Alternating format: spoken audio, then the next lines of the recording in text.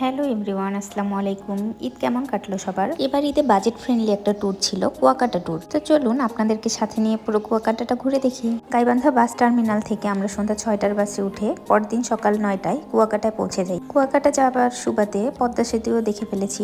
রাতে দেখা হয়েছে জন্য ক্যামেরাবন্দি করা হয়নি। তো কুয়াকাটা পৌঁছে আমরা প্রথমে সকালে ব্রেকফাস্টটা সেরে নিই। মেরিন রেস্টুরেন্টে প্রথমে আমরা সকালে খিচুড়ি আর ডিম ভুনা খাই। আমার কাছে বেশ ভালোই লাগে, খিচুড়িটা আমার কাছে মজা লেগেছে। এরপর সকালে ব্রেকফাস্ট শেষ করে আমরা সমুদ্র দেখার উদ্দেশ্যে রওনা হয়ে যাই। একদম ঈদের পর দিন হয় সমুদ্রে তেমন ভিড় ছিল না বললেও ভুল হবে, মোটামুটি ভিড় ছিল। সমুদ্রের পাড়ে এসেছি, কুলফি খাবো না, আচার খাবো না তা তো হবে না। সমুদ্রের পাড়ে আসলে বরাবরই আমের আচারটা পাওয়া যায়, আর আমি তো সেটা ট্রাই করবই। ও হ্যাঁ, এবার আমাদের ভ্রমণ সঙ্গী ছিল আমার ছোট ভাই ও বোন, তাই ভাবলাম সমুদ্রে যেহেতু এসেছি ওদেরকে স্পিড বোর্ডে ওঠাই। আমরা পার পার্সন 100 টাকা করে ভাড়া দিয়ে স্পিড বোর্ডে উঠেছি।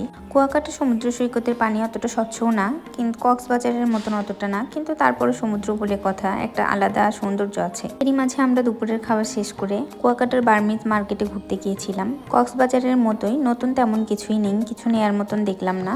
তো একটা ব্রেসলেট বা ইয়াররিং, চকলেট এগুলোই ছিল নেয়ার মতন, এছাড়া তেমন আর কিছু ছিল না। বার্মিজ মার্কেটটা ঘুরে আমরা বিকেলের দিকে রওনা হই লেবুর চরের উদ্দেশ্যে, অর্থাৎ দোলনা পয়েন্টে। সমুদ্রের কোল ঘেঁষে বিস্তীর্ণ এলাকা, হালকা মৃদু বাতাস। আপনারা চাইলে মোটরসাইকেল যোগে বা ভ্যান যোগে যেতে পারবেন। আমরা লোক সংখ্যা বেশি থাকায় একটা ভ্যান রিজার্ভ করেছিলাম।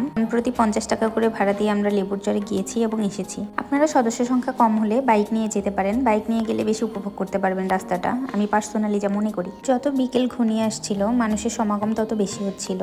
সবাই ফ্যামিলি ফ্রেন্ডস সহ ঘুরতে এসেছে।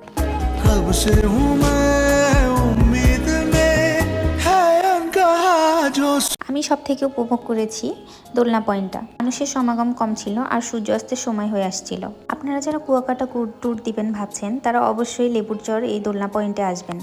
ঝাউবনের ঠিক গাছগুলোর ভিতরেই দোলনা টানানো আছে, আপনারা গিয়ে ইচ্ছামতো সময় অতিবাহিত করতে পারবেন। এছাড়াও সমুদ্রের পাড়ে আপনি চা খেতে পারবেন। এই মটকা চাটা আমার কাছে বেশ ভালো লেগেছে, আমি সূর্য অস্ত উপভোগ করছিলাম আর চা খাচ্ছিলাম। আপনারা চাইলে একদিনেই কুয়াকাটা ট্যুর দিতে পারবেন। ধন্যবাদ।